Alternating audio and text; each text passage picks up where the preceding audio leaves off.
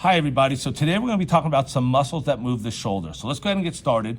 And the first one is this thin muscle that's right here. This is called the cervical trapezius muscle. And then down in here we have what we call the spinal trapezius muscle. This is all one muscle with just this part cut out, but this is all one muscle and you commonly know these as the trapezius. So let's go ahead and move this out of the way. And then what's going to happen is right in here I have my scapula. This is my scapula right here.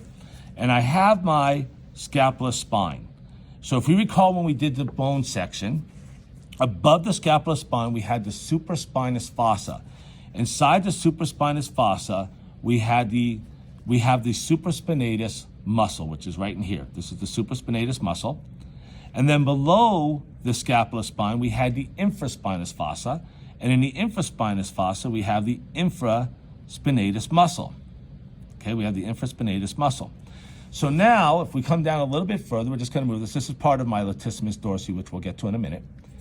We have the Teres Major. That's my Teres Major muscle right there. And if I go like this, this would be the Teres Major. Okay, I'm going to move this over here, and I'm going to look right inside in here. And in there, there's a little muscle. It has some fascia on the top of it, but you can actually see it from the side. You can see the muscle down in there. If I could get that away, especially right down in there. That's going to be my Teres minor that we see down in there. So I have my Teres Major and I have my Teres minor, okay? If I continue down, like I said, this is going to be my spinal trapezius muscle right here. And now normally, before we dissect, you'll actually usually see a little white line that's connecting these together, right? If you cut that little white line, you can take this apart, and when you cut, make sure you don't go too deep because look how thin these are.